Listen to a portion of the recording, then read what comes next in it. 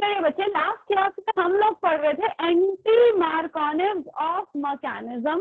Anti Markovnikov's of mechanism मैंने आपको किसके लिए पढ़ाना स्टार्ट किया था? Unsymmetrical alkene. जैसे ये होता अगर compound CH3CH double bond CH2, ये आपकी कैसी एल्कीन है? Unsymmetrical alkene. देखो डबल बॉन्ड के दोनों side same number of carbon atom नहीं है, तो ये हमारी कैसी एल्कीन हो गई?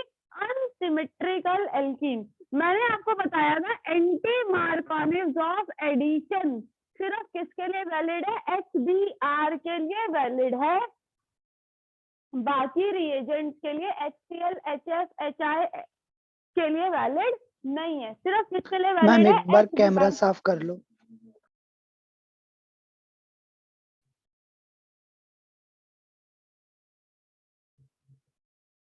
अब देखो,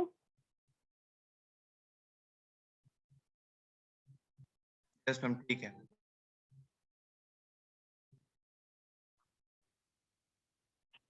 एंटी मार्कोनिव्स ऑफ एडिशन आपका सिर्फ किसके लिए वैलिड है? HBr के लिए वैलिड है। एंटी मार्कोनिव्स ऑफ एडिशन हमारी होती किसकी प्रेजेंस में है? पर ऑक्साइड की प्रेजेंस में।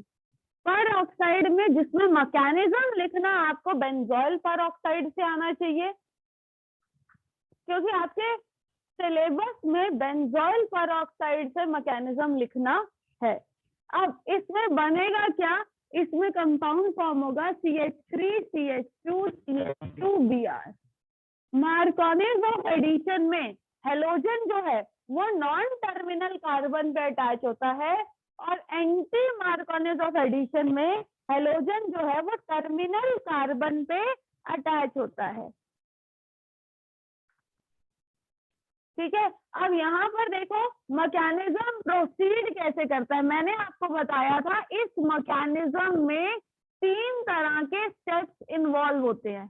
एक होता है इनिशिएशन, एक दूसरा होता है प्रोपोगेशन, तीसरा होता है टर्मिनेशन। इनिशिएशन यानी कि शुरुआत कहाँ से हुई, प्रोपोगेशन आगे कैसे बढ़े, टर्मिनेशन खत्म कैसे हुआ। तो अब हम सबसे पहले तरह के स्टेप्स आपके कर रहे हैं इनिशिएशन। इनिशिएशन में मैंने आपको बताया था कि हमारा कंपाउंड कौन सा है? हमारा कंपाउंड है बेंजोइल पर oxide.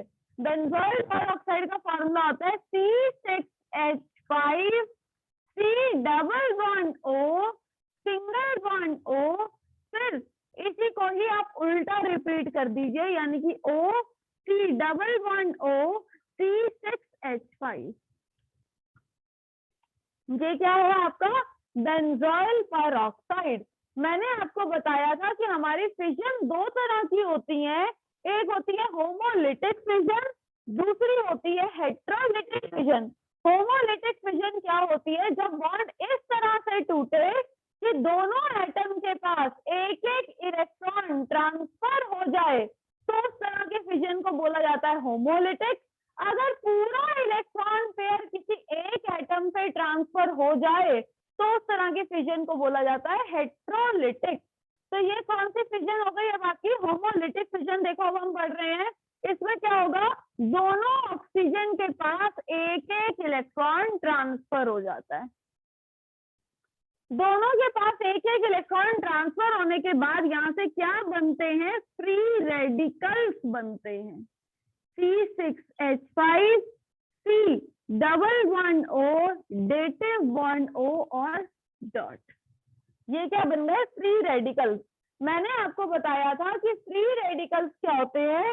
Free radicals are the species which react in nanosecond, they have unpaired electron. इनके पास क्या होता है? अनपेयर्ड इलेक्ट्रॉन होता है, नैनो सेकेंड के अंदर रिएक्ट कर लेते हैं। Now free radicals can react by 2 methods. First method, 2 method से फ्री रेडिकल्स रिएक्ट करते हैं। First method is by their dissociation, खुद ही डिसोसिएट हो जाए, खुद टूट जाए। Second, by attacking on something else. अगर फ्री रेडिकल बड़ा है, अगर फ्री रेडिकल बल्की है तो वो खुद डिसोसिएट होता है, और अगर फ्री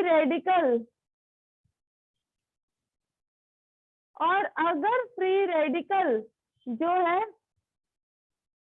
आपका बल्कि नहीं है, अब खुद फर्दर डिसोसिएट नहीं हो सकता, तो वो किसी के ऊपर अटैक करता है। तो अब ये जो हमारा बेंजोइल पेरोक्साइड है, इसका जो फ्री रेडिकल बना, ये अभी खुद ही ब्रेक डाउन होगा। खुद के ब्रेक डाउन में ये कैसे टूटता है? एक इलेक्ट्रॉन इस फिनाइल के ऊपर और एक इलेक्ट्रॉन इस कार्बन के ऊपर, एक इलेक्ट्रॉन इस फिनाइल के ऊपर और एक इलेक्ट्रॉन इस कार्बन के ऊपर। इस तरह से आयनाइज होने के बाद यहाँ से बनता है C6H5.5, C6H5 और क्या फॉर्म हो जाता है? CO2 फॉर्म हो जाता है, कार्बन डाइऑक्साइड। और क्या फॉर्म हो जाता है? CO2 फॉर्म हो जाता है। ठीक है, अब जो फिनाइल फ्री रेडिकल है ये फर्दर ब्रेक डाउन नहीं हो सकता। तो अब स्टेप्स कौन से आते हैं? प्रोपोगेशन के स्टेप की मैकेनिज्म अब आगे कैसे बढ़ा। मैम ठीक है, अब हाँ बेटा, मैम CO2 पर फ्री रेडिकल्स क्यों नहीं आए? CO2 Yes. क्या फ्री रेडिकल क्यों नहीं है? ऐसी Yes, स्टेट आएगी ना कि ये देखो, कार्बन का डबल बॉन्ड इस ऑक्सीजन के साथ, कार्बन का सिंगल बॉन्ड इस ऑक्सीजन के साथ, एक अनपेयर्ड इलेक्ट्रॉन इस ऑक्सीजन के पास पहले से था, एक अनपेयर्ड इलेक्ट्रॉन कार्बन के पास आ गया, दोनों ने मिलके डबल बॉन्ड बना लिया और क्या फॉर्म कर लिया? CO2। मैंने आपको ये लास्ट क्लास में भी बताया था कि दोनों अनपेयर्ड इलेक्ट्रॉन ने मिलके पाई बॉन्ड फॉर्म कर लिया और क्या बन गया? CO2 बन गया। नेक्स्ट देखिए, नेक्स्ट स्टेप है हमारा प्रोपोगेशन। अब प्रोपोगेशन के लिए क्योंकि फिनाइल रेडिकल फर्दर ब्रेक नहीं हो सकता, तो अब वो क्या चाहेगा? वो किसी पे अटैक करना चाहेगा। अटैक करने का तरीका क्या है? या तो वो HBr पे अटैक कर दे या फिर वो प्रोपीन पे अटैक कर दे। प्रोपीन एक बड़ा मॉलिक्यूल है, उस पे अटैक करना मुश्किल है, तो ये क्या करता है? ये HBr पे अटैक कर देता है। प्रोपीन बड़ा मॉलिक्यूल है, उस पे अटैक करना मुश्किल है, तो ये क्या करता है? ये HBr पे अटैक कर देता है। ये देखो ऐसे C6H5 डॉट, यानी कि ये जो फिनाइल का फ्री रेडिकल बना था, प्लस HBr। अब जब ये इसके ऊपर अटैक करेगा तो एक इलेक्ट्रॉन H के ऊपर, एक इलेक्ट्रॉन Br के ऊपर, एक इलेक्ट्रॉन H के ऊपर, एक इलेक्ट्रॉन Br के ऊपर। ठीक है, अब C6H5 डॉट और H डॉट मिलके क्या बना लेंगे? C6H6, और यहाँ से क्या रिलीज हो जाएगा? ब्रोमीन का फ्री रेडिकल। अब ब्रोमीन के फ्री रेडिकल के पास और कोई ऑप्शन ही नहीं है प्रोपीन पे अटैक करने के अलावा। ब्रोमीन के फ्री रेडिकल के पास और कोई ऑप्शन ही नहीं है फ्री रेडिकल पे अटैक करने के अलावा। ठीक है, तो ये क्या करेगा? प्रोटीन पे अटैक कर देगा। अब हमारे पास दो तरह के तरीके हैं। एक तो ब्रोमीन ने जब अटैक किया तो देखो होगा क्या?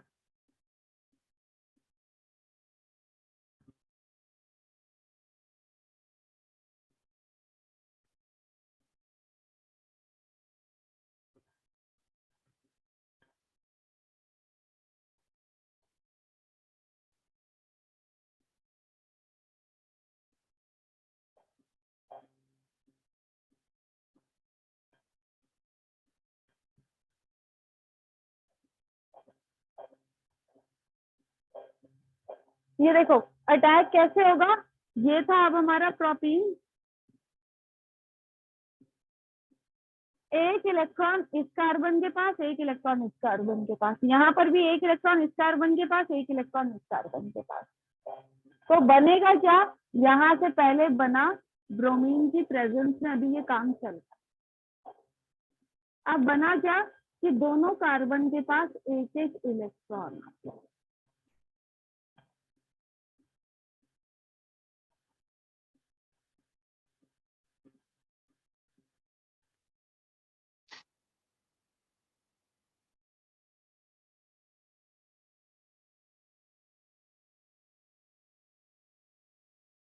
मैम ब्रोमीन ने पाई बॉन्ड पे अटैक करा है।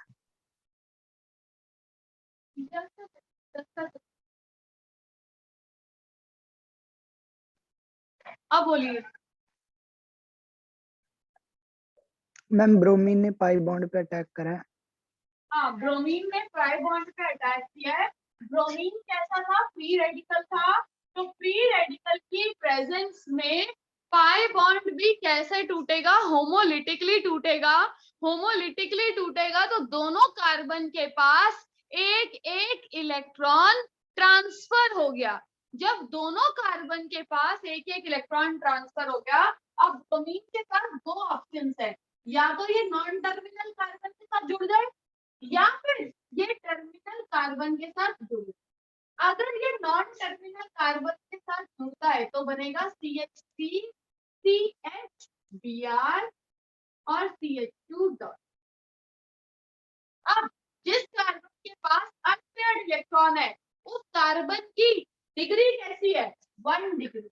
तो ये मेरा क्या बन गया? 1 डिग्री फ्री रेडिकल बन। ये मेरा क्या बन गया? 1 डिग्री फ्री रेडिकल। दूसरा तरीका क्या है? ब्रोमीन टर्मिनल वाली कार्बन के साथ जुड़ता है। अगर ब्रोमीन टर्मिनल वाली कार्बन के साथ जुड़ता है तो बनेगा CH3 CH dot CH2 Br। तो क्या बनेगा? CH3 CH dot CH2 Br। अब जिस कार्बन के पास अनपेयर्ड इलेक्ट्रॉन है वो फर्दर दो कार्बन से जुड़ी है, तो ये कैसा फ्री रेडिकल हो गया? 2 डिग्री फ्री रेडिकल। ये कैसा फ्री रेडिकल हो गया? 2 डिग्री फ्री रेडिकल।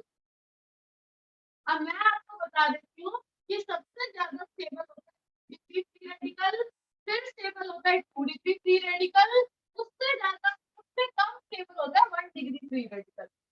इसका मतलब है 2 degree free radical 1 degree free radical से ज्यादा स्टेबल है। तो ये बनेगा और ये नहीं बनेगा। रीजन क्या लिखेंगे? 2 degree free radical is more stable than 1 degree. यहाँ तक क्लियर है? यहाँ तक क्लियर है बच्चे?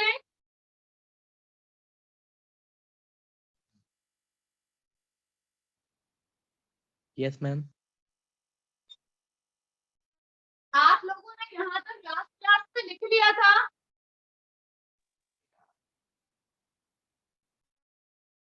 आप लोगों ने यहाँ तक लिख लिया था लास्ट क्लास में? Yes ma'am. तो मैं ये रब करके आगे का समझाऊं? Yes ma'am. रब कर Yes, दूं? ma'am. चलिए done।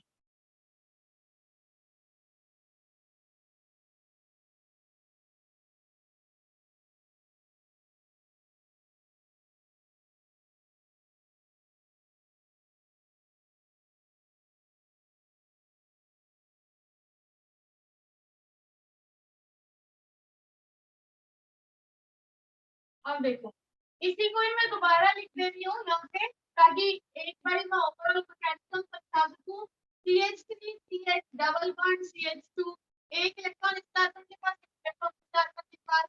Br डॉट किसके साथ जुड़ा? इसके साथ जुड़ा। क्यों जुड़ा वो रीजन मैंने अभी अभी आपको समझाया है। इसके साथ अटैच होने के बाद क्या फॉर्म होगा? CH3 CH dot CH2 Br। ये क्या बन गया? ये बन गया 2 डिग्री फ्री रेडिकल। ये क्या बन गया? 2 डिग्री फ्री रेडिकल बन गया। ये दोनों स्टेप है प्रोपोगेशन के। इसके बाद हमारी बारी किसकी आती है? टर्मिनेशन की। देखो अब एक चीज बड़े ध्यान से सुनना, बेंजोइल परऑक्साइड एक्चुअली में आपका किसकी तरह एक्ट कर रहा है? बेंजोइल परऑक्साइड एक्ट कर रहा है एक कैटलिस्ट की तरह। कैटलिस्ट का काम क्या होता है? कैटलिस्ट का काम होता है रिएक्शन की रेट को बढ़ा देना और खुद रिएक्शन में पार्टिसिपेट ना करना।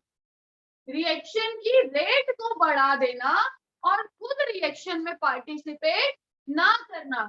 तो हमारा बेंजोइल परऑक्साइड हाइड्रोजन आ गया। हमारा बेंजोइल पेरोक्साइड तो HCl की हाइड्रोजन खा गया, तो ऐसा तो नहीं हो सकता। तो जैसे जैसे बेंजोइल पेरोक्साइड टूटा था, उसके उल्टे स्टेप्स में बेंजोइल पेरोक्साइड जुड़ेगा, बट वो स्टेप्स लिखना आपके सिलेबस में नहीं है। तो बेसिकली मैं बताना चाह रही हूँ कि C6H5 डॉट में जिस हाइड्रोजन को एब्सॉर्ब किया था, वो हाइड्रोजन अटैच करेगी फर्दर किस पे, इस रेडिकल। H डॉट ने अटैक किया, जब H डॉट ने अटैक किया तो क्या फॉर्म हो गया, CH3 CH2 CH2 Br।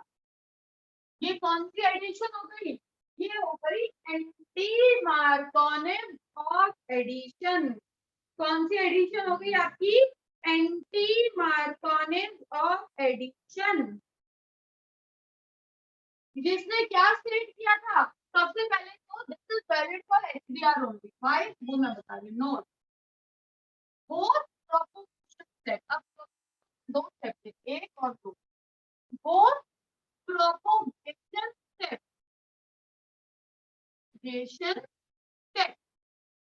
are exothermic for HBr। जो दोनों प्रोपोगेशन स्टेप है वो सिर्फ किसके लिए एक्सोथर्मिक है, HBr के लिए एक्सोथर्मिक है। इसलिए ये जो मैकेनिज्म है ये हम सिर्फ किसके लिए लिखते हैं, HBr के लिए लिखते हैं। मैम बाकी हाँ बेटा, मैम यहाँ पर CH, ये जो CH का फ्री रेडिकल है वो CH2 फिर यहाँ पर कैसे बन गया, CH3 CH2 CH2 Br। ये देखो ना, इस H डॉट ने अटैक किया, अब डॉट और डॉट ने कितना बना लिया, बॉन्ड बना लिया, तो CH और H के बीच में बॉन्ड बन गया, तो क्या बन गया, CH2 बन गया। Okay ma'am. ठीक है, तो both propagation steps are exothermic for HBr, so this mechanism is valid for H। किसके लिए वैलिड है, HBr के। है क्या anti Markovnikov of addition, anti Markovnikov addition क्या है, एंटी मार्कोनिव ऑफ एडिशन क्या है, जो क्या स्टेट करती है कि negative part will go to carbon having more number of hydrogen,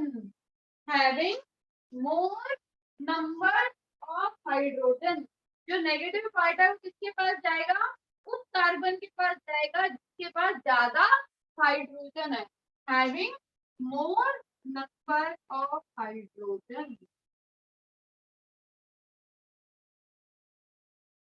और ये किसके लिए वैलिड है, valid for HBr only, valid for HBr only. किसकी प्रेजेंस होता है, take place in presence of peroxide की ही प्रेजेंस होगा। अगर परऑक्साइड प्रेजेंट नहीं है तो ये मैकेनिज्म नहीं होगा। एंटी मार्कोनिव ऑफ एडिशन आपको समझ में आया,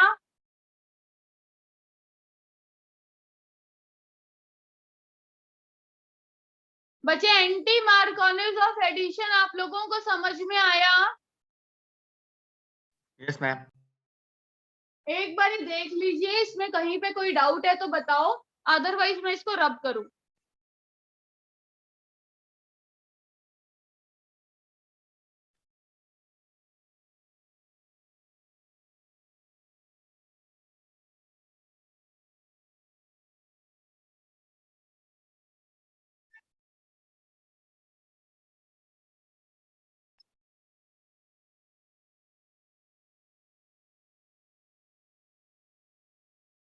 रब करें बेटा यहाँ तक, Yes, ma'am. should I clear the board, is anyone writing or should I clear it?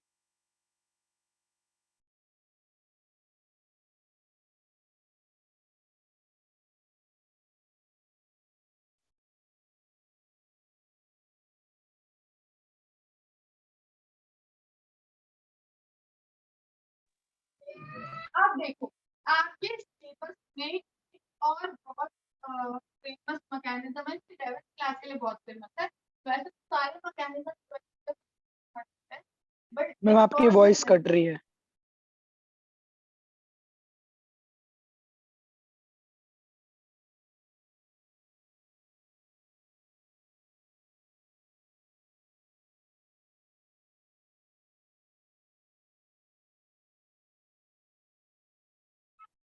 अब मैम आप ही नहीं दिख रहे हो। दिख रही है मैम तो। तुम्हारे नहीं तो। नेटवर्क में। चलिए बच्चे आगे देखिए। अब इसके बाद जो एक मैकेनिज्म हमारा बहुत ज्यादा इंपॉर्टेंट है वो है फ्री रेडिकल सब्स्टिट्यूशन। अभी हमने क्या पढ़ी थी? हमने पढ़ी थी फ्री रेडिकल एडिशन। ठीक है, अभी आपने पढ़ा था free radical addition. Addition reaction हो रही थी, डबल बॉन्ड टूट रहा था और दोनों कार्बन के साथ एक एक एलिमेंट अटैच हो रहा था। एक के साथ ऐड हो रहा था हाइड्रोजन और एक के साथ ऐड हो रहा था हेलोजन। एक हमने पढ़ा मार्कोनीज ऑफ एडिशन जो सबके लिए वैलिड था, चाहे वो HFO, चाहे HCl हो, चाहे HBr हो या HIO। दूसरा हमने पढ़ा एंटी मार्कोनीज ऑफ एडिशन जो किसके लिए वैलिड है? वैलिड था सिर्फ HBr के लिए। अब हम लोग पढ़ने जा रहे हैं सब्स्टिट्यूशन। देखो एडिशन का मतलब क्या होता है? दो मॉलिक्यूल्स एक दूसरे के साथ जुड़ गए, दो या दो से ज्यादा मॉलिक्यूल्स एक दूसरे के साथ जुड़ गए एक ही मॉलिक्यूल को फॉर्म करने के लिए, एक ही मॉलिक्यूल को फॉर्म करने के लिए। और सब्स्टिट्यूशन क्या होती है? किसी एक एलिमेंट को या किसी एक ग्रुप को किसी दूसरे ग्रुप ने हटा के उसकी जगह ले। किसी एक एलिमेंट या ग्रुप को किसी दूसरे ग्रुप ने हटा के उसकी जगह ले ली, इसे बोला जाता है सब्स्टिट्यूशन। और अगर जगह ना ले वहीं पर ही ऐड हो जाए तो उसे बोला जाता है एडिशन।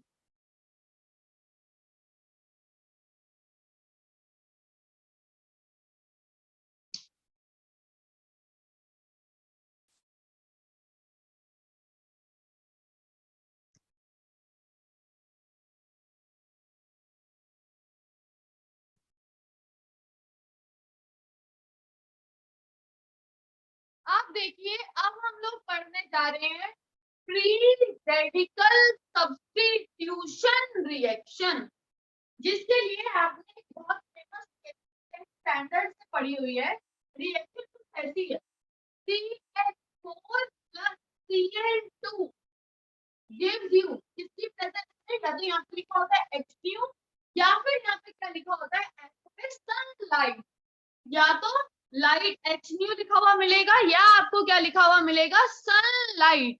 तो CH4 plus Cl2 in presence of HNu or sunlight will give you CH3Cl, will give you CH3Cl। अब हम सबने पढ़ा है कि ये रिएक्शन जो है सिंगल स्टेप में नहीं रुकती। ये रिएक्शन जो है ये सिंगल स्टेप पे नहीं रुकती। सब्स्टिट्यूशन रिएक्शन लिखकर उसके ब्रैकेट में लिख लीजिए फ्री रेडिकल। सब्स्टिट्यूशन भी हमें तीन तरह की पढ़नी है। एक इलेक्ट्रोफिलिक सब्स्टिट्यूशन, यानी कि इलेक्ट्रोफाइल आया और उसने किसी को हटाकर उसकी जगह ले ली। मतलब अगर इलेक्ट्रोफाइल ने अटैक किया तो इलेक्ट्रोफिलिक सब्स्टिट्यूशन, अगर न्यूक्लियोफाइल ने अटैक किया तो न्यूक्लियोफिलिक सब्स्टिट्यूशन, और अगर फ्री रेडिकल ने अटैक किया तो फ्री रेडिकल सब्स्टिट्यूशन। तो जहां पर आपने हेडिंग दी है सब्स्टिट्यूशन रिएक्शन, उसमें फर्स्ट सब हेडिंग लिखिए free radical substitution reaction. First heading लिखिए free radical substitution reaction. Ma'am excuse me. हाँ बेटा। मैम यहाँ पर तो 2 Cl के एटम्स थे ना, तो आपने तो एक ही अटैच करा है। हाँ, एक बाय प्रोडक्ट बनेगा HCl। HCl क्या ये बनेगा हमारा? बाय प्रोडक्ट बनेगा। अब हम सबको पता है कि ये सिंगल स्टेप है, होता क्या है कि HCl दोबारा Cl को ऐड करता है। मैम और वॉइस क्या कट फॉर्म रही है। करता है? मैम वॉइस कट रही है। मैं कह रही हूँ आप सबको पता है कि ये रिएक्शन सिंगल स्टेप पे स्टॉप नहीं होती। CH3Cl दोबारा एक Cl2 के मॉलिक्यूल को ऐड करता है और किसमें कन्वर्ट हो जाएगा? CH2Cl2 plus HCl। Similarly CH2Cl2 दोबारा Cl2 के मॉलिक्यूल को ऐड करेगा और क्या फॉर्म करेगा? CHCl3 plus HCl। CHCl3 फिर एक Cl2 के मॉलिक्यूल को ऐड करेगा और क्या फॉर्म हो जाएगा? CCl4 plus HCl।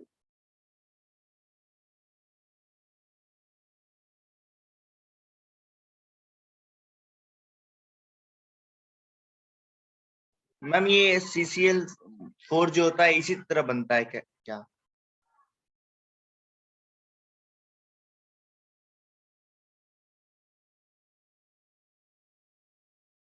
बच्चे एक तो आपकी वॉइस ब्रेक हो गई थी तो मुझे समझ नहीं आया, आप दोबारा रिपीट करिए। मैम जो CCl4 होता है इसका फॉर्मेशन ऐसे ही होता है? CCl4 का फॉर्मेशन ऐसे ही होता है और भी बहुत सारे मेथड्स हैं, मगर एक मेथड ये भी है, ठीक है। और CHCl3 जो इसमें लिखा हुआ है वो है आपका क्लोरोफॉर्म, जो एनेस्थीसिया की तरह भी यूज होता है। मतलब क्लोरोफॉर्म को अगर कोई भी इनहेल कर ले तो वो अनकॉन्शियस हो जाता है। क्वांटिटी पे डिपेंड करता है कि कितने टाइम के लिए अनकॉन्शियस होगा। अब आप लोगों से क्वेश्चन ये पूछ लिया जाता है, एक बहुत सिंपल सा क्वेश्चन, इसे बोला देखो फर्स्ट स्टेप को बोला जाता है मोनोक्लोरिनेशन, एक ही क्लोरीन ऐड हुआ। सेकेंड स्टेप को बोला जाता है डाइक्लोरिनेशन, 2 क्लोरीन के एटम ऐड हो गए। थर्ड स्टेप को बोला जाता है ट्राइक्लोरिनेशन, 3 क्लोरीन के एटम ऐड हो गए। और फोर्थ स्टेप को बोला जाता है टेट्राक्लोरिनेशन। आपसे क्वेश्चन ये पूछा जाता है कि अगर मुझे रिएक्शन सिंगल स्टेप पे रोकनी हो, या फिर ऐसे पूछा जाता है कि अगर सिर्फ मोनोक्लोरिनेशन करवाना हो तो क्या करूं कि रिएक्शन फर्दर प्रोसीड ना करे और मोनोक्लोरिनेशन तक रिएक्शन रुक जाए। तो आप लोग इसका रीजन लिखिए, खुद आप मेंशन करिए। If we want to stop reaction, if we want to stop reaction on single step, then we take chlorine in limited quantity. Then we take chlorine in limited quantity. अगर आप reaction को single step पे रोकना चाहते हो तो आप क्या करो? क्लोरीन को लिमिटेड क्वांटिटी में ले लो। अगर क्लोरीन ही खत्म हो जाएगा तो रिएक्शन फर्दर प्रोसीड नहीं करेगी। अगर लेकिन क्लोरीन ही खत्म हो मैम जाएगा तो रिएक्शन फर्दर प्रोसीड नहीं करेगी। अब इसका मैकेनिज्म है हमारे सिलेबस, मैम लेकिन क्या मोनोक्लोरिनेशन का। क्या कह मेरी रहे हो? आवाज आ दोबारा रही है? बोलो। मैं बोलता हूँ रिएक्शन के लिए तो एलिमेंट्स का एक फिक्स रेशियो में होना जरूरी है ना, तो जब उस फिक्स रेशियो से हम कम करेंगे तो वो रिएक्शन होगा ही नहीं ना। देखो फर्स्ट स्टेप तो होगा तो वो फिक्स रेशियो वही तो है ना कि आप एग्जैक्टली मेजर करके जो है रिएक्टेंट्स लो, एग्जैक्टली जिससे फर्स्ट स्टेप ही हो उतना ही रिएक्टेंट लो। जैसे अगर मैंने 1 मोल क्लोरीन लिया तो 1 मोल मीथेन भी होना चाहिए। ऐसा ना हो कि या तो मीथेन कम है 1 मोल से या क्लोरीन 1 मोल से ज्यादा है। क्योंकि जब हम लैब्स में जनरली रिएक्शंस करवाते हैं तो हम मेजर करके क्वांटिटी को ऐड नहीं करते, रैंडमली डाल देते हैं, तो कुछ वेस्टेज हो जाती है रिएक्टेंट की जो कंज्यूम नहीं होता, जिसे हम बोलते हैं एक्सेस रिएजेंट। ठीक है, बट इस रिएक्शन के केस में आपको बहुत स्पेसिफिक होना पड़ेगा, आपको एग्जैक्ट क्वांटिटीज मेजर करनी पड़ेंगी, एग्जैक्ट क्वांटिटीज को मेजर करके ही आप इस रिएक्शन को करवा सकते हो। अब इस रिएक्शन का मैकेनिज्म भी है हमारे सिलेबस। मैकेनिज्म,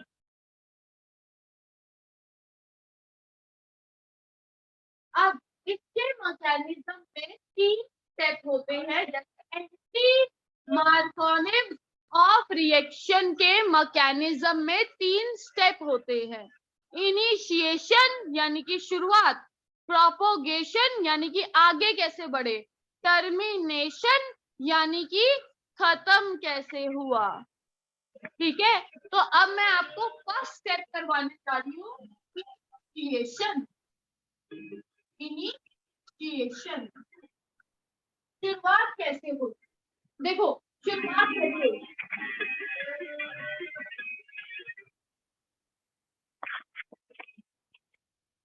ये जो Cl2 मॉलिक्यूल है, ये जो Cl2 मॉलिक्यूल है, ये सनलाइट या फिर यूवी रेज, ये सनलाइट या फिर यूवी रेज की प्रेजेंस में होमोलिटिकली,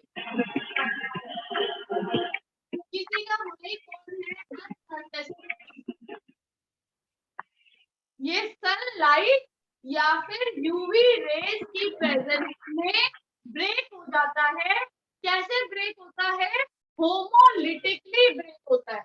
होमोलिटिक का मतलब क्या होता है, एक इलेक्ट्रॉन क्लोरीन के पास और एक इलेक्ट्रॉन इसके पड़ोसी क्लोरीन, दोनों क्लोरीन को एक एक इलेक्ट्रॉन मिल जाएगा, दोनों क्लोरीन को एक एक इलेक्ट्रॉन मिल जाएगा। तो यहाँ से क्या फॉर्म हो जाएगा, क्लोरीन का फ्री रेडिकल फॉर्म। यहाँ से क्या फॉर्म हो जाएगा, क्लोरीन का फ्री रेडिकल फॉर्म हो जाएगा। कुछ बुक्स में इसे लिखा जाता है इस स्टेप को इनिशिएशन, और कुछ बुक्स में इस स्टेप का नाम है generation. Generation of free radical, मतलब फ्री रेडिकल का बनना।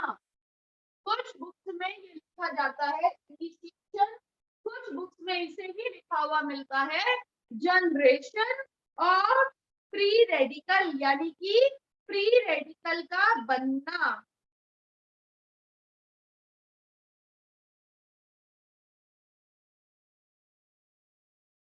ठीक है, अब सेकंड स्टेप, स्टेप 2, जब आपका फ्री रेडिकल बन गया, अब ये क्या करता है, आगे फर्दर अटैक कर देता है।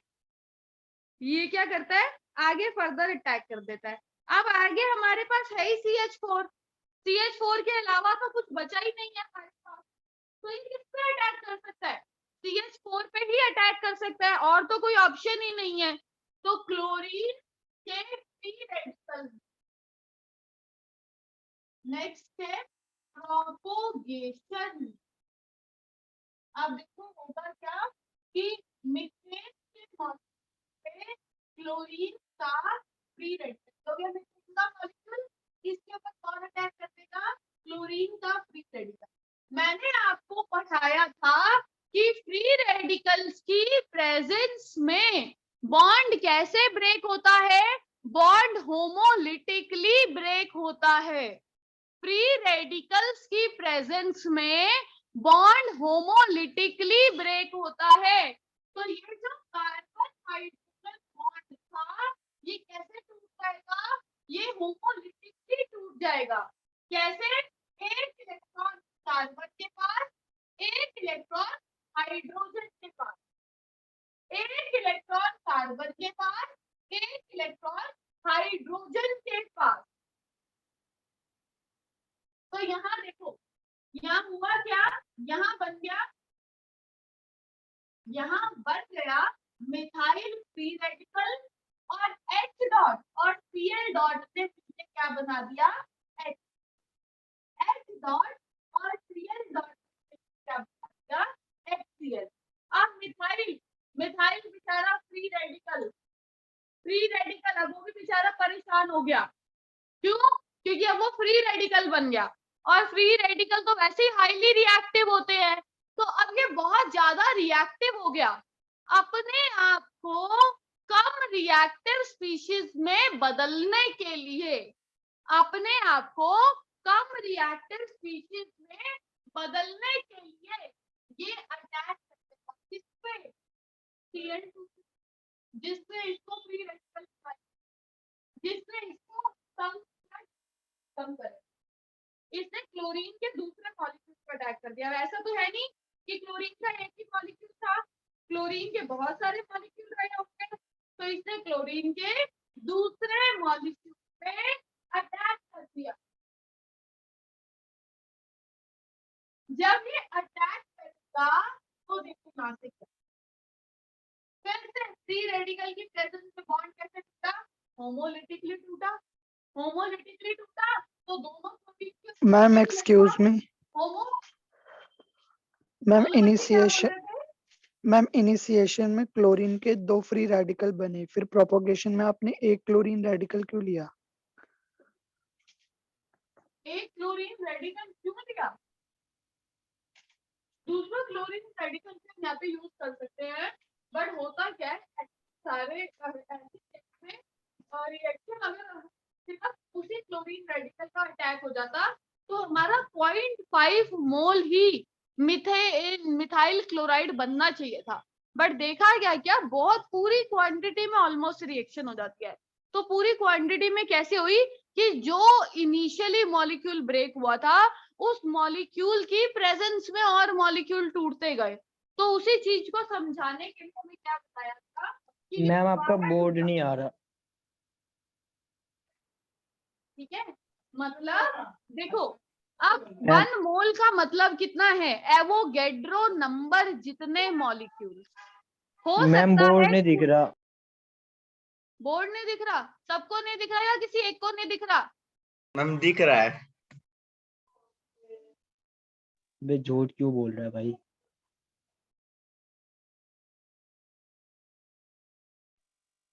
Kanika, is the board visible to you? Yes, ma'am.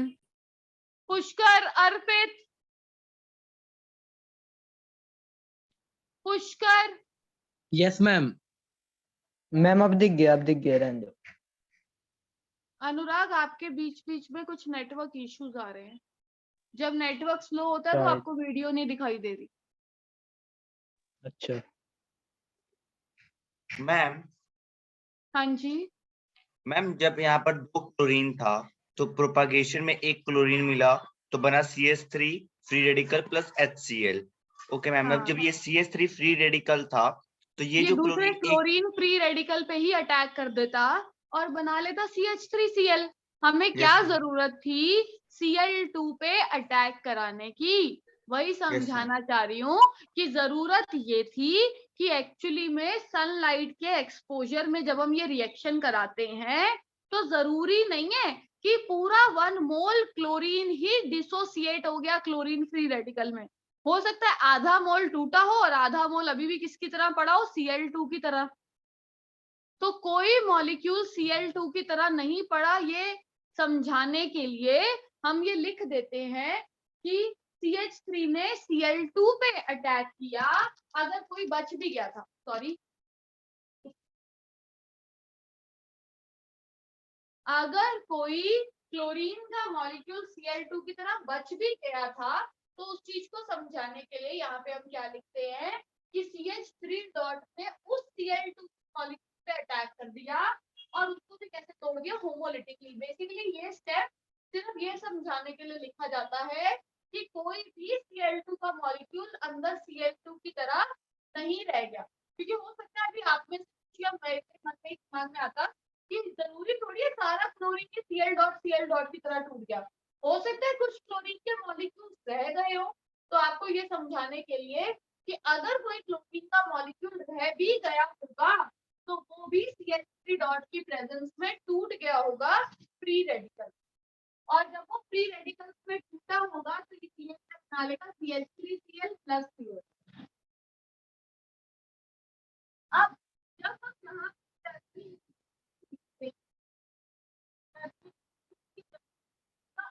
दिखाते हैं, ये टर्मिनेशन बहुत जरूरी है, इस पे हमेशा क्वेश्चन आता है।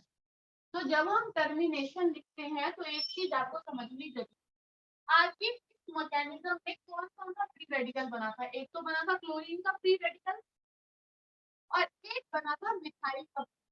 दो तरह के फ्री रेडिकल्स बने थे ना, एक बना था क्लोरीन का फ्री रेडिकल और एक बना था मिथाइल का फ्री रेडिकल।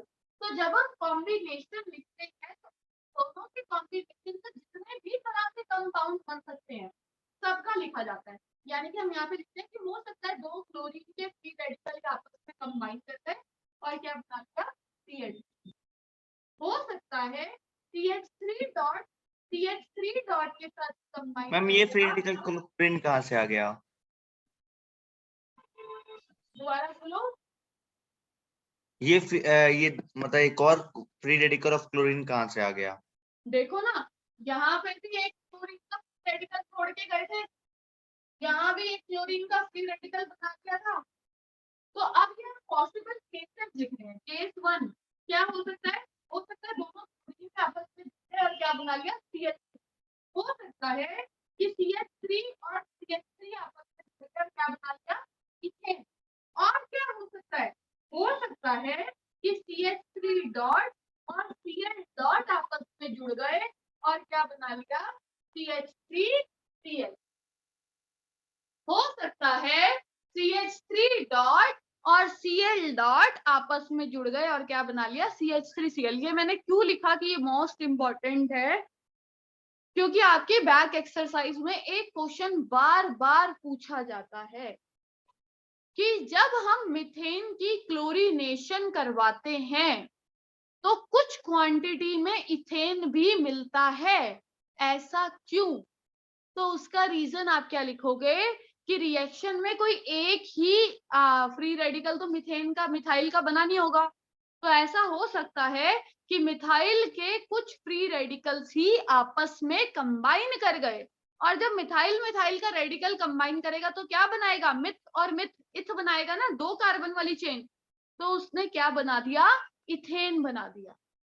ये क्वेश्चन बहुत बारी पूछा जाता है कि जब हम मीथेन की क्लोरीनेशन कराते हैं तो कुछ क्वांटिटी में इथेन क्यों मिलता है। तो उसका रीजन ये है कि जब हम मीथेन की क्लोरीनेशन करवाते हैं तो हो सकता है कि मिथाइल फ्री रेडिकल्स आपस में कंबाइन कर गए, और अगर वो आपस में कंबाइन कर गए तो वो क्या बना देंगे इथेन बना देंगे।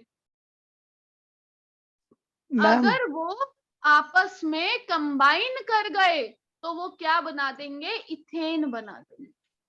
मैम एक्सक्यूज यस बेटा प्लीज। मैम, आपने बोला कि Cl2 बना क्योंकि हमने एक क्लोरीन का इधर ऊपर रेडिकल छोड़ा था और एक नीचे, पर फिर ये इथेन कैसे बना? इसके रेडिकल तो हमने कहीं छोड़े ही नहीं रिएक्शन में। हाँ तो बेटा हमने तो एक अब एक ही मॉलिक्यूल थोड़ी है, हमारे पास तो एटलीस्ट 1 मोल मॉलिक्यूल्स हैं।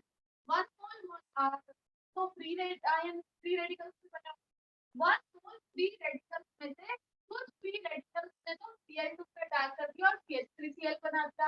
हम कह रहे हैं कि कुछ फ्री रेडिकल्स से मिथाइल के वापस से क्या बना दिया इथेन बना।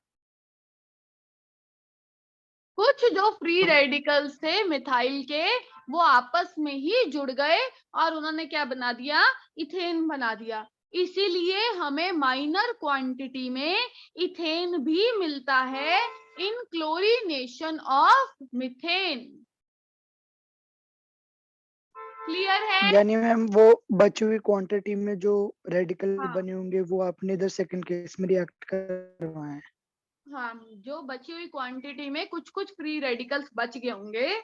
अब जरूरी थोड़ी है कि सारे हमारी बात मान के चलें, कुछ बिगड़े हुए बच्चे भी तो होते हैं ना। हो सकता है मिथाइल और क्लोरीन आपस में ना मिले हो, मिथाइल और मिथाइल ने दोस्ती कर ली हो, क्योंकि वहां पे कितने बच्चे हैं टोटल 1 मोल फ्री रेडिकल्स हैं। 1 मोल फ्री रेडिकल्स में कुछ तो जो है वो एक डिफाइंड पाथ को फॉलो करके मिथाइल क्लोराइड बना दिया मैक्सिमम ने, ठीक है। और जो कुछ किसी की बात नहीं सुनते, हो सकता है वो मिथाइल और मिथाइल ही आपस में जुड़ गए और क्या बना लिया इथाइल बना लिया।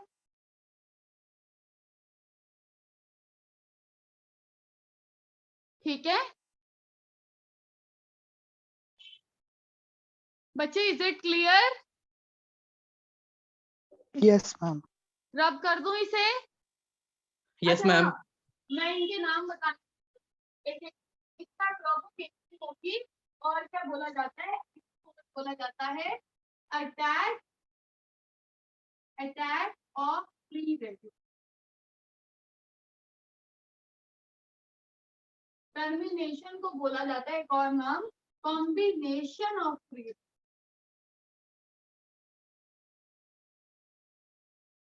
या तो लिखा हुआ मिलेगा इनिशिएशन, प्रोपोगेशन और टर्मिनेशन, या फिर क्या लिखा हुआ मिलेगा generation of free radical, attack of free radical और कॉम्बिनेशन ऑफ फ्री रेडिकल।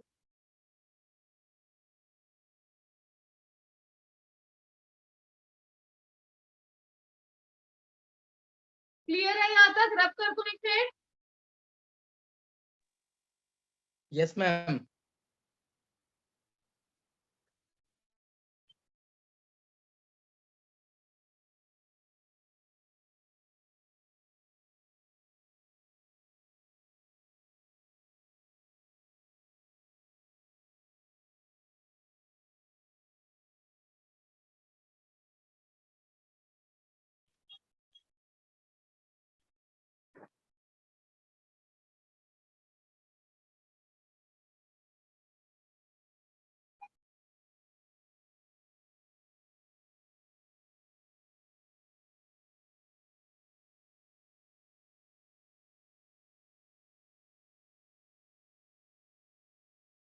अब आप लोग 4 तरह के मैकेनिज्म सीख चुके हैं।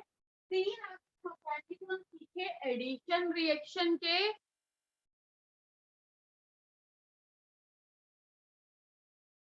Very good question Dev, we will look into the matter. ठीक है, आप 3 मैकेनिज्म आप लोगों ने सीखे एडिशन रिएक्शन के। पहला मैकेनिज्म सीखा सिमेट्रिकल एल्कीन्स के लिए, फिर 2 मैकेनिज्म सीखे अनसिमेट्रिकल एल्कीन्स के लिए। अनसिमेट्रिकल एल्कीन्स में 2 रूल्स एप्लीकेबल है, मार्कोनिव्स ऑफ एडिशन और एंटी मार्कोनिव्स ऑफ एडिशन। फिर आपने मैकेनिज्म सीखा फ्री रेडिकल सब्स्टिट्यूशन, फिर आपने मैकेनिज्म सीखा फ्री रेडिकल सब्स्टिट्यूशन।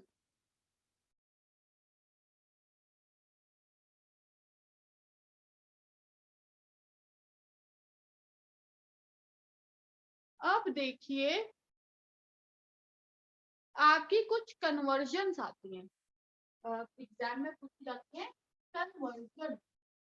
कन्वर्जन का मतलब कि किसी चीज से कुछ और कन्वर्ट कर। तो 2 कन्वर्जन तो काफी फेमस है। वो फर्स्ट कन्वर्जन है आपकी from to chloropropane,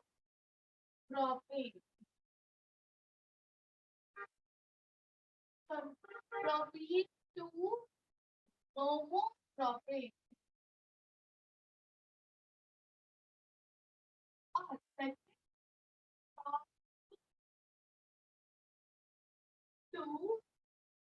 to bromo.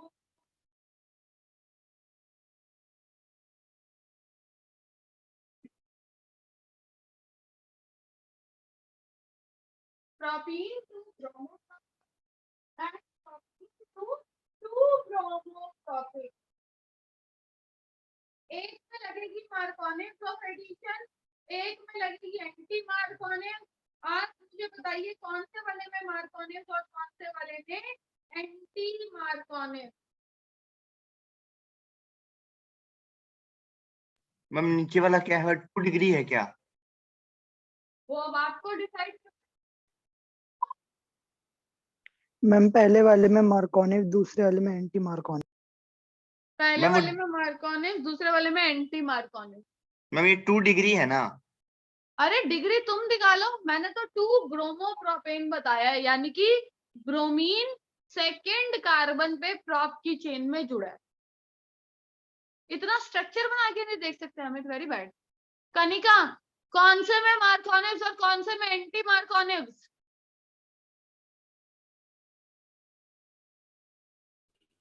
पता नहीं। पता नहीं। मान्या, मान्या कहाँ गई? गायब हो गई। अर्पित, कौन से में मार्कोनिव्स और कौन से में एंटी मार? उसके पास तो स्पीकर का ऑप्शन ही नहीं है लगता है। मैम सेकंड वाले में एंटी मार्कोनिक्स, ऊपर वाले में मार्कोनिक्स। वेरी गुड, सारे उल्टा बोलो बेशर्मो। देखो, प्रोपीन यानी कि CH3 CH double bond CH2 1 2 3 propene. Ma'am propane लिखे हैं, प्रोपेन लग रहा है, सॉरी अरे ये एडिशन तो होती ही एल्कीन में है। एडिशन एल्कीन में कैसे हो जाएगी? जब डबल बॉन्ड टूटेगा तभी तो एडिशन रिएक्शन होगी। तो प्रोपीन, बार बार बोल भी रही हूँ, प्रोपीन 2 ब्रोमोप्रोपेन या फिर प्रोपीन 2 ब्रोमोप्रोपेन। और मार्कोनिव्स और एंटी मार्कोनिव्स तो है ही रिएक्शन, एल्कीन की रिएक्शन है, एल्केन्स की तो है ही नहीं। आप देखो, इसके अंदर एडिशन करवाई HBr पर ऑक्साइड यूज नहीं किया, पर ऑक्साइड यूज नहीं किया, तो अभी कौन सी एडिशन हो गई? मार्कोनिव्स ऑफ एडिशन। और मार्कोनिव्स क्या रूल दिया था? उसने कहा था कि अब बेसिकली क्या होता है, ब्रोमीन नेगेटिव पार्ट है, हाइड्रोजन पॉजिटिव पार्ट है। इसने कहा जब डबल बॉन्ड तोड़ोगे तो नेगेटिव पार्ट किसके साथ अटैच हो जाएगा? जिसके पास लेसर नंबर ऑफ हाइड्रोजन है। इसने क्या कहा था? Negative part will attach to carbon having lesser number of hydrogen. तो इसके पास एक हाइड्रोजन है, इसके पास दो, कम किसके पास है? इसके पास। तो इससे क्या जुड़ जाएगा? ब्रोमीन जुड़ जाएगा। और इस वाली से क्या जुड़ जाएगा? हाइड्रोजन। तो ये क्या बन गया? 2 ब्रोमोप्रोपेन। तो 2 ब्रोमोप्रोपेन वाली रिएक्शन कौन सी थी? Markovnikov's of addition.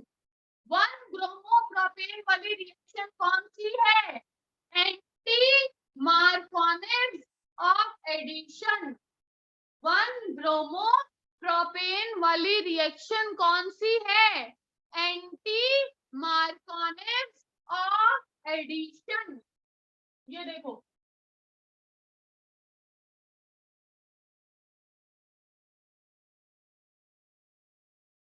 ये बन गया प्रोपीन दोबारा। अब हमने एडिशन कराई HBr की, किसकी प्रेजेंस में करवाई? पर ऑक्साइड की। अगर पर ऑक्साइड लगा दिया तो कौन सा रूल लगेगा? एंटी मार्कोनिव्स। और एंटी मार्कोनिव्स क्या कहा था? Negative part will go to carbon having more number of hydrogen। तो यहाँ पे क्या बनेगा? CH3 CH2 CH2Br। ये क्या बन गया? 1 ब्रोमोप्रोपेन। तो 1 ब्रोमोप्रोपेन के में आपका रूल कौन सा है? एंटी मार्कोनिव्स। 2 ब्रोमोप्रोपेन के केस में रूल कौन सा है? मार्कोनिव्स। रट लो चाहे ये रिएक्शन, क्योंकि क्वेश्चन आएगा ही आएगा। समझो, रटो, जो मर्जी करो, इस पे क्वेश्चन आना ही आना है। मैम ये मार्कोनिव में कोई कैटलिस्ट यूज नहीं होता? मार्कोनिव में कोई कैटलिस्ट यूज नहीं होता, एंटी मार्कोनिव्स में पर ऑक्साइड यूज होता है। हम पता कैसे चलेगा कि किस में लगाना है कैटलिस्ट, किसमें नहीं? वो तो अब तुम खुद देखो कि तुम्हें बनाना क्या है। अगर 1 ब्रोमोप्रोपेन बनाना है यानी कि टर्मिनल कार्बन टर्मिनल पे हेलोजन आता ही कब है, जब एंटी मार्कोनिव्स हो। और एंटी मार्कोनिव्स कब होती है, कैटलिस्ट की प्रेजेंस में होती है। 2 ब्रोमो यानी कि नॉन टर्मिनल पे हेलोजन, नॉन टर्मिनल पे हेलोजन कब आता है, मार्कोनिव्स में। और मार्कोनिव्स में कोई भी कैटलिस्ट यूज नहीं होता। ये तो तुम्हें समझना पड़ेगा ना, with the help of product की क्या चीज यूज करनी है। इस तरह की रिएक्शंस को बोला जाता है कन्वर्जन्स। अगर इस बारी 11th में ज्यादा ना भी आ पाई, क्योंकि तुम्हारा थोड़ा सा एमसीक्यू सिस्टम भी है और टीचर्स ने इतना ज्यादा कराया भी नहीं है, तो मैं बता दूं 12th में कन्वर्जन्स कम से कम 6 या 8 नंबर की आती हैं। 70 में से 6 to 8 मार्क्स की आपकी कन्वर्जन्स होती है। तो सीखना तो पड़ेगा ही। वैसे कन्वर्जन्स की मार्किंग 11th में भी बहुत होती है, लेकिन इस बार कुछ कुछ स्कूल्स पूरा ही एमसीक्यू पेपर दे रहे हैं। अगर पूरा ही एमसीक्यू देंगे तो कन्वर्जन कैसे आ पाएगी वो मुझे नहीं पता। मैम मैं तो नेट ही नहीं चल रहा था, मुझे रिकॉर्डिंग फिर से देखनी होगी। Very good Anurag, all the best. Ma'am आता है फिर चला जाता है, फिर आता है फिर चला जाता है, क्या करूं मैं, सुबह से क्लास से नेट खत्म हो गया। तो इंस्टा चलाओ और ज्यादा बोल रहा है केटी।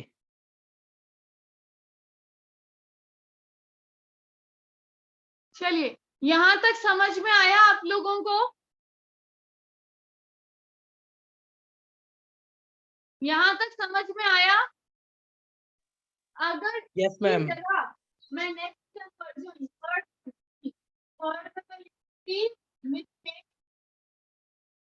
To chloromethane, methane to chloromethane. अब मीथेन क्या हो गया, CH2। क्लोरोमीथेन यानी कि क्लोरीन आएगा। अब क्लोरीन एडिशन से तो आ नहीं सकता, डबल बॉन्ड तो है ही नहीं, तो क्लोरीन कैसे आएगा, सब्स्टिट्यूशन से। सब्स्टिट्यूशन में क्या करते हैं, डाई हेलोजन से रिएक्ट कराते हैं, किसकी प्रेजेंस में, सनलाइट या फिर यूवी रेज की प्रेजेंस में। तो बनेगा क्या, CH3Cl plus HCl, CH3Cl plus HCl। तो ये हो गया कन्वर्जन मीथेन टू क्लोरोमीथेन। ये हो गया conversion of methane to chloromethane. यहां तक क्लियर है?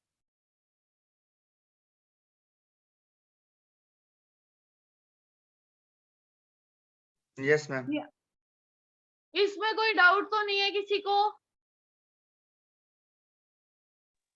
Next No, ma'am mechanism. एक बात पूछना था हाँ पूछो अमित। मैम।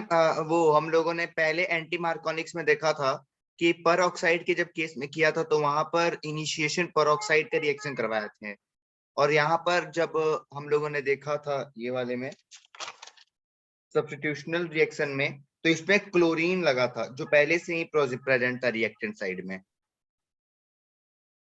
तो ये समझ में नहीं आया कि वहां पर कैटलिस्ट को क्यों हम लोगों ने इनिशिएशन में रखा और यहाँ पर फिर रिएक्टेंट में क्यों रखा इसको।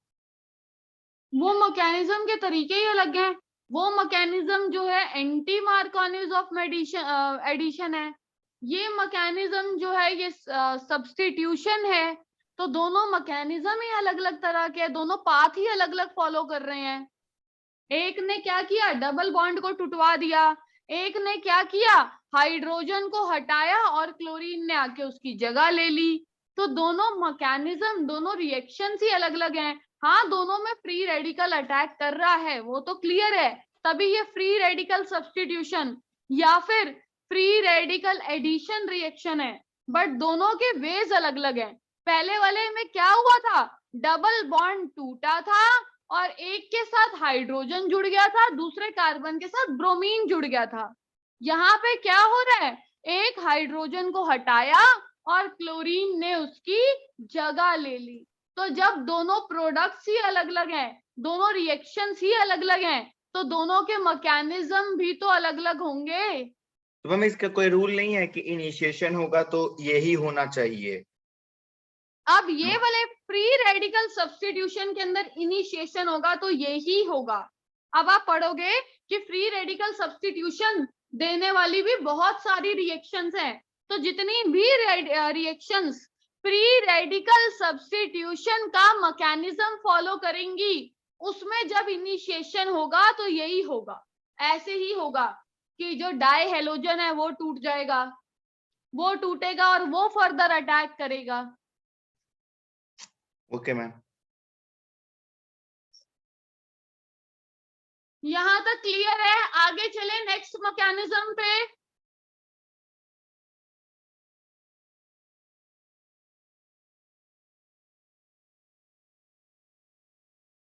रब कर दूं इसे?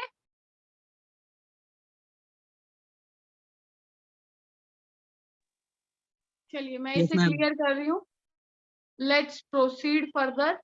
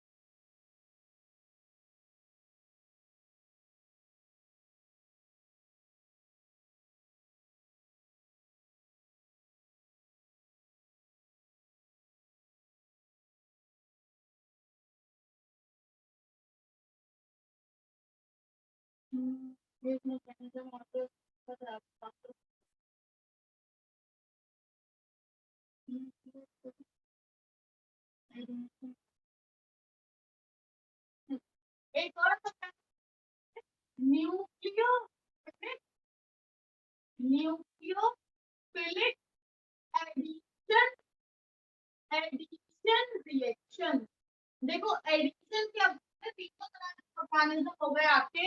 एडिशन इलेक्ट्रोफिलिक एडिशन कौन सा था? मार्कोनिव। फ्री रेडिकल एडिशन जो कि कौन सा था? एंटी मार्कोनिव। अब क्या करने जा रहे हैं? न्यूक्लियोफिलिक एडिशन, मतलब एडिशन रिएक्शन ही होगी, लेकिन कौन पहले अटैक करेगा? न्यूक्लियोफाइल पहले अटैक करेगा।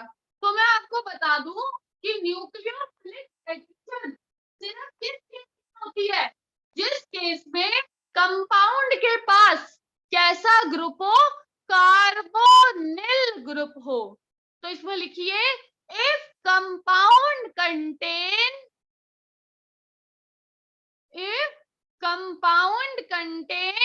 carbonyl group then it can give nucleophilic addition reaction।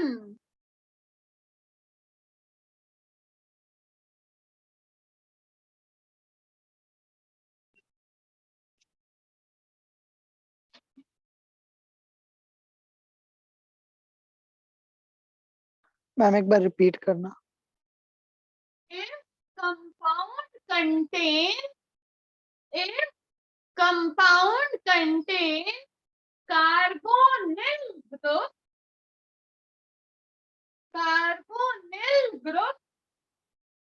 then it can give nucleophilic addition reaction।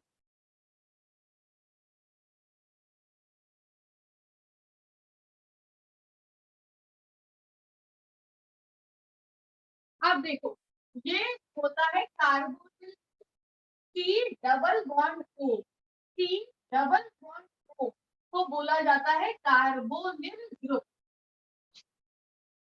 ये जो ग्रुप है सी डबल बॉन्ड ओ, इस ग्रुप को क्या बोला जाता है? Carbonyl group. तो अगर किसी भी कंपाउंड के पास कार्बोनिल ग्रुप है तो वो कैसे रिएक्शन होगा? Nucleophilic addition. तो वो कौन सा मैकेनिज्म हर बारी फॉलो करेगा? न्यूक्लियोफिलिक एडिशन का मैकेनिज्म फॉलो करेगा। अब देख,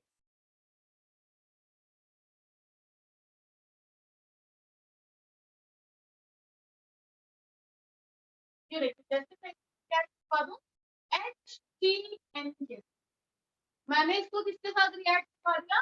HCN के साथ। यहाँ पे बनेगा क्या? पहले बनेगा वो बता देते हैं। CH3COH CH3CN। ऐसे कंपाउंड को बोला जाता है साइनोहाइड्रिन। ऐसे कंपाउंड को बोला जाता है साइनोहाइड्रिन। साइनोहाइड्रिन्स क्या होते हैं? अगर सेम कार्बन पे साइनाइड ग्रुप भी हो और सेम ही कार्बन पे हाइड्रोक्साइड ग्रुप भी हो तो उन कंपाउंड्स को हम क्या बोलते हैं? Cyanohydrins. If both cyanide and hydroxide, लिखिए, if both cyanide and hydroxide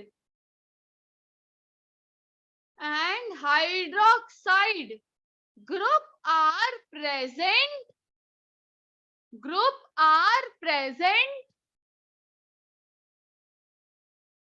on same carbon atom, groups are present on same carbon atom, then the compounds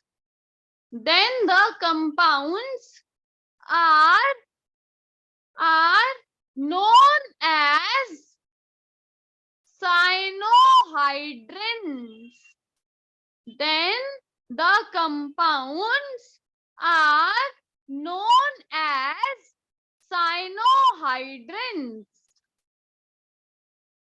अगर सेम कार्बन पे साइनाइड ग्रुप भी हो और सेम कार्बन पे hydroxide group भी हो तो ऐसे कंपाउंड्स को क्या बोलते हैं?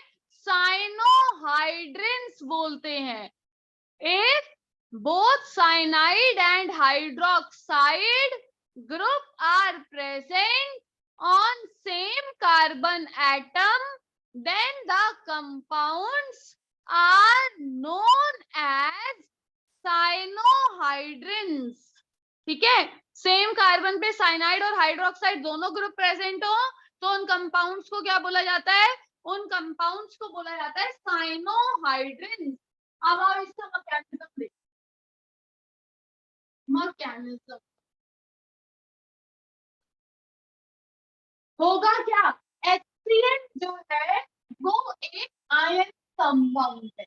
HCN जो है वो एक आयनिक कंपाउंड है। एक्चुअली में HCN में बॉन्डिंग कैसे हुई है? H single bond C triple bond N। H single bond C triple bond N। Hydrogen की इलेक्ट्रोनेगेटिविटी होती है 2.1, कार्बन की इलेक्ट्रोनेगेटिविटी होती है 2.5। हाइड्रोजन की इलेक्ट्रोनेगेटिविटी होती है 2.1, कार्बन की इलेक्ट्रोनेगेटिविटी होती है 2.5। यानी कि कार्बन ज्यादा इलेक्ट्रोनेगेटिव एलिमेंट है हाइड्रोजन के कंपैरिजन में। अगर बॉन्ड टूटता है और कैसी डिसोसिएशन हो रही हो? हेट्रोलिटिक फिजन हो रही हो। अगर बॉन्ड टूटे और फिजन कैसी हो रही हो? हेट्रोलिटिक हो रही हो। तो जो ज्यादा इलेक्ट्रोनेगेटिव होता है उसके ऊपर पूरा का पूरा इलेक्ट्रॉन पेयर ट्रांसफर हो जाता है। जो ज्यादा इलेक्ट्रोनेगेटिव होता है उसके ऊपर पूरा का पूरा इलेक्ट्रॉन पेयर ट्रांसफर हो जाता है। तो हाइड्रोजन और कार्बन में से कार्बन ज्यादा इलेक्ट्रोनेगेटिव, यानी कि कार्बन ज्यादा ताकतवर एलिमेंट है। तो ये इलेक्ट्रॉन पेयर किसके ऊपर ट्रांसफर हो गया? कार्बन। तो यहाँ से बनेगा क्या? H प्लस और कार्बन के ऊपर नेगेटिव चार्ज CH नेगेटिव। अब ये नेगेटिव चार्ज मैंने C के ऊपर इसलिए लिखा, ये बता दीजिए कि कार्बन और नाइट्रोजन में से ये नेगेटिव चार्ज किसके ऊपर है? कार्बन और नाइट्रोजन में से ये नेगेटिव चार्ज कार्बन के ऊपर प्रेजेंट है। अब आगे देखिए। मैम न्यूक्लियोफिलिक में हेट्रोलिटिकली ही टूटेगा, कहीं कंपल्सरी है? चाहे इलेक्ट्रोफिलिक हो चाहे न्यूक्लियोफिलिक हो, बॉन्ड हेट्रोलिटिकली ही टूटेगा। सिर्फ फ्री रेडिकल में बॉन्ड होमोलिटिकली टूटेगा। Okay ma'am.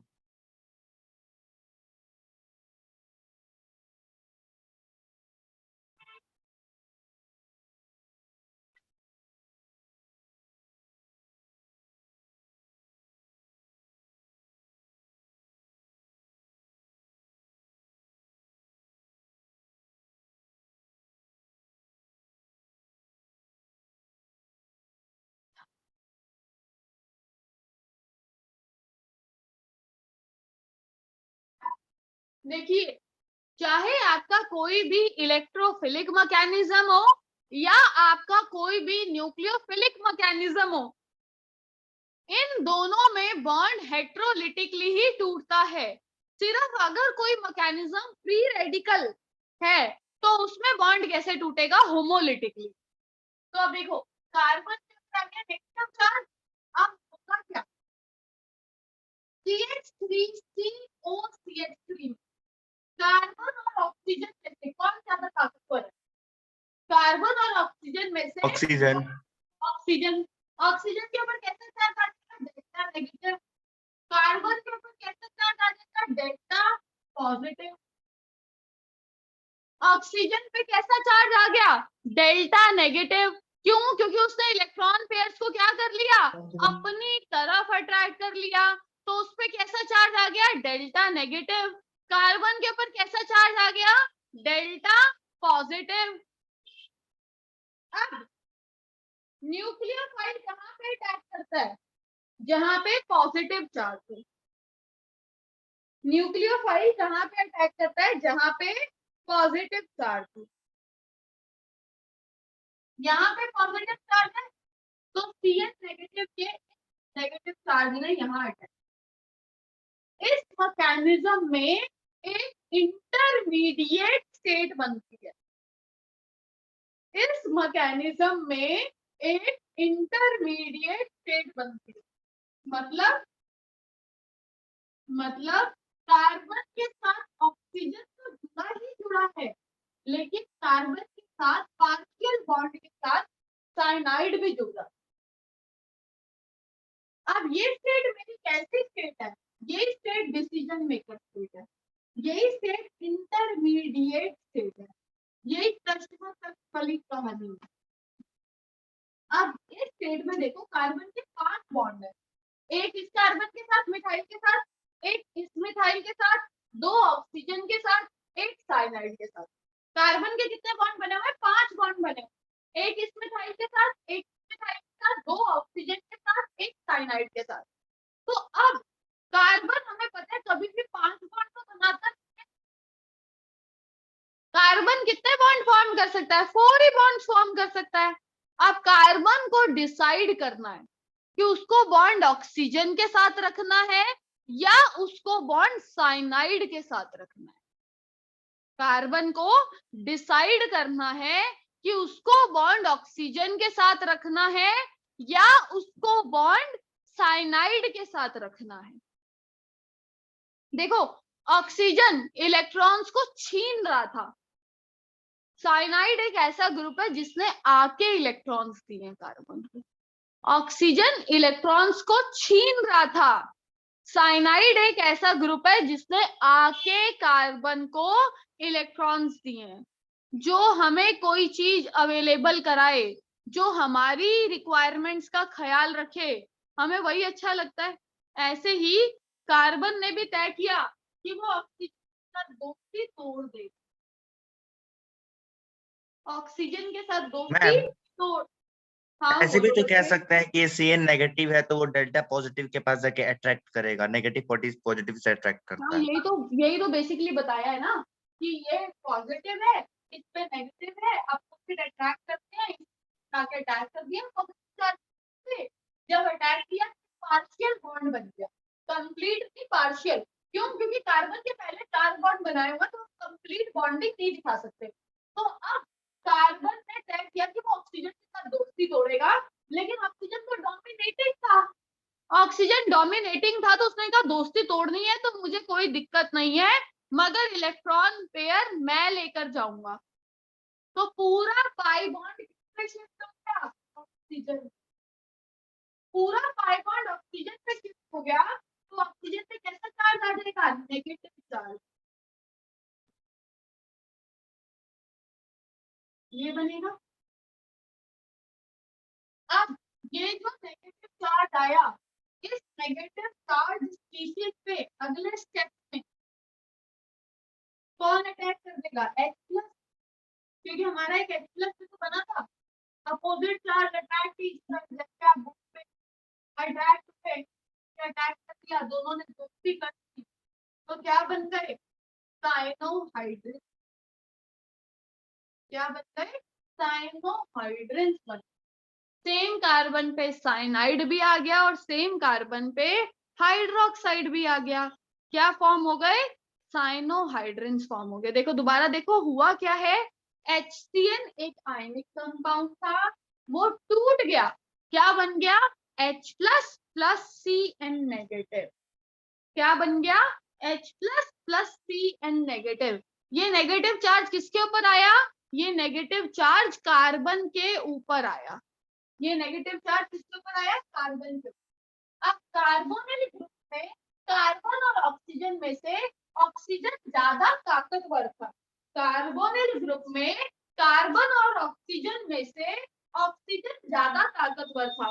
उसने इलेक्ट्रॉन पेयर्स को अपनी तरफ अट्रैक्ट किया।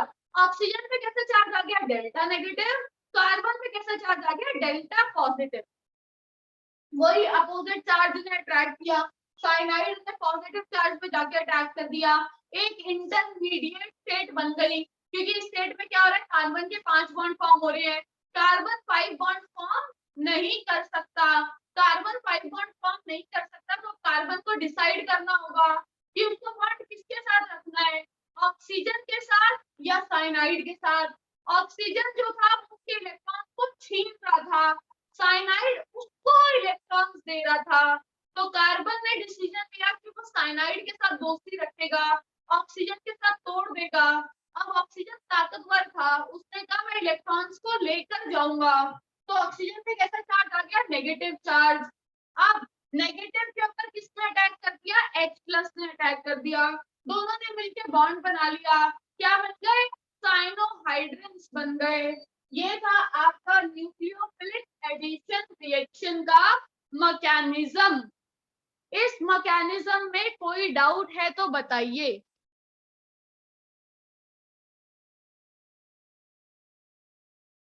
इस मैकेनिज्म में कोई मैम नहीं है। डाउट है तो बताइए।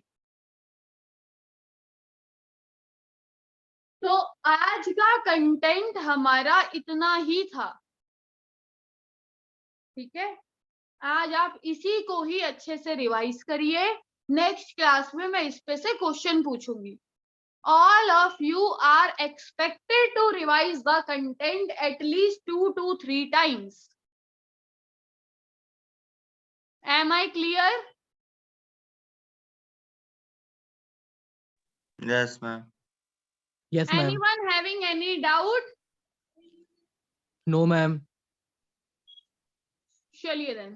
See you all in next class.